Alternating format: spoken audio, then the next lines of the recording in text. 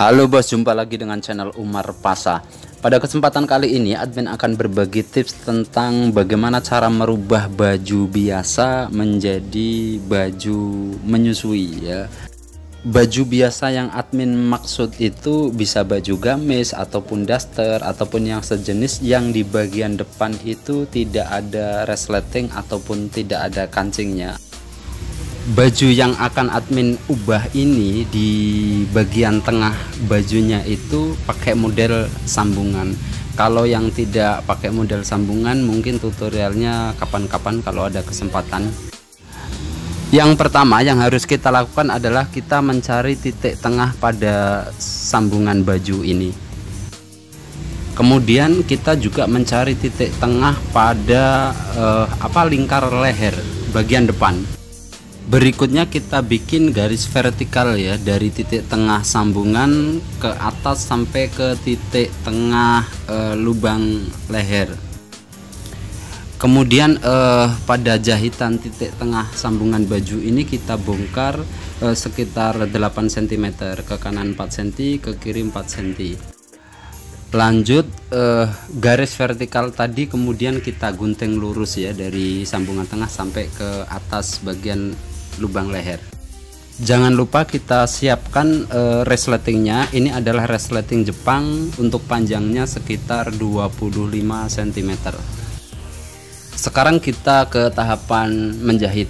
Nah, sebelum kita mulai menjahit, sepatu pada mesin ini kita ganti pakai sepatu Jepang atau apapun istilahnya. Jadi untuk model sepatu mesinnya seperti yang tadi ada pada video.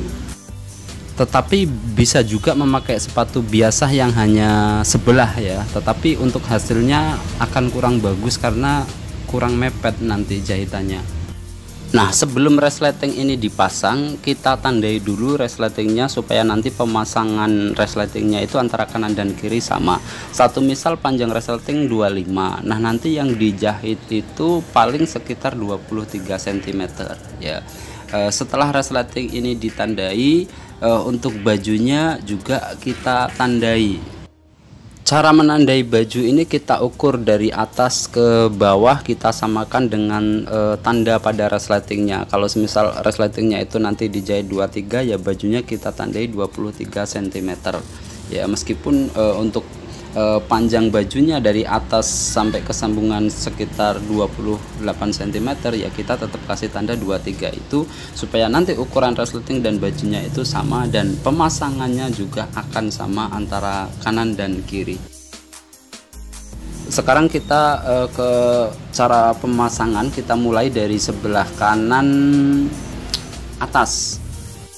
Nah, pada bagian atas resleting ini ada plastik penyekat ya, atau plastik yang jadi batas gigi resleting. Jadi kita masangnya dari situ, bukan dari ujung resletingnya. Jadi dari ujung resleting itu ada jarak sekitar 1,5 cm ke bawah. Posisi resletingnya ini tengkurap ya. Kemudian bajunya tidak perlu kita balik dulu, kita masangnya dari luar. Yang penting resletingnya ini tengkurap. Meskipun mungkin Anda bisa memakai teknik lain, tapi ini adalah cara yang mudah. Untuk sepatu mesin itu ada 2 lubang. Untuk yang sisi kanan kita pakai lubang sepatu yang sebelah kiri, sedangkan nanti untuk pasang resleting yang sebelah kiri kita pakai lubang sepatu yang sebelah kanan mesin. Kemudian untuk resletingnya sendiri supaya nanti jahitannya mepet, agak kita buka keluar posisi gigi resletingnya.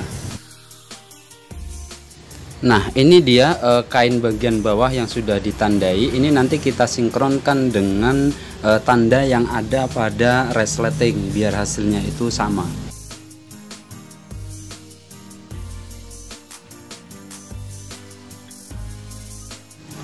Oke, ini dia resleting sebelah kanan yang sudah dipasang ya. Berikutnya kita pasang resleting sebelah kiri. Nah, ini tadi yang admin maksud bahwa pada sepatu mesin itu ada 2 lubang. Yang sekarang kalau kiri kita pakai lubang yang sebelah kanan ya. Ini adalah pemasangan resleting sebelah kiri baju. Sama dengan yang sebelah kanan tadi, bagian bawah titik pada resleting ini kita samakan juga pada titik kain bagian bawah sebelah kiri. Nah, ini dia ya yang sudah dipasang baik sebelah kanan ataupun sebelah kiri. Kita coba. Nah, kenapa tadi admin sarankan agar agak dibuka resletingnya, supaya hasilnya itu nanti bisa bagus ya, sehingga resletingnya tidak kelihatan dari luar. Tetapi juga harus hati-hati. Kenapa? Karena kalau tidak hati-hati nanti gigi resletingnya juga bisa kejahit. Berikutnya lagi, sepatu mesin ini kita ganti yang biasa ya, untuk menjahit bagian bawah kain baju. Nah, ini bagian bawah ini kita jahit dengan sepatu biasa. Nah, untuk cara jahitnya itu nanti dari bawah kain itu ke atas naik sekitar 1 cm dari jahitan resleting bagian bawah. Kenapa harus naik sekitar 1 cm dari jahitan resleting bagian bawah?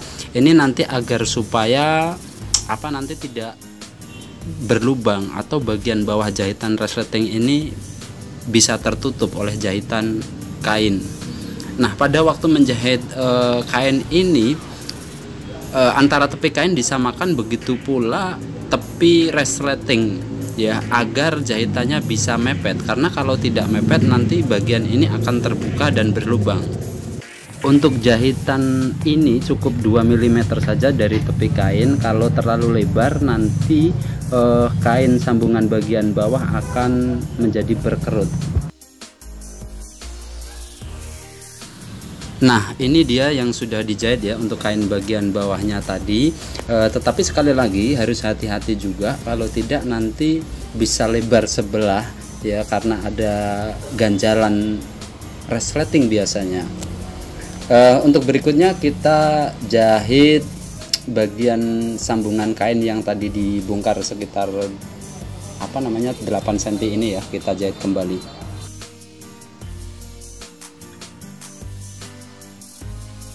Setelah bagian bawah selesai dijahit, kemudian kita bagian atas. Nah, tadi yang bagian atas itu kan ada sisa panjang 1,5 cm yang tidak ada gigi resletingnya, atau yang dibatasi dengan plastik. Nah, ini kita lipat ke dalam ya, kita lipat ke dalam, kemudian kita lipat lagi kainnya seperti yang ada pada video. Kemudian kita kasih jahitan tindas sekitar 0,5 cm atau 1 cm ya. Oke, kita lanjut videonya. Kalau semisal resleting ini kepanjangan, jangan pernah memotong resleting dari atas ya, jadi motongnya dari bawah saja.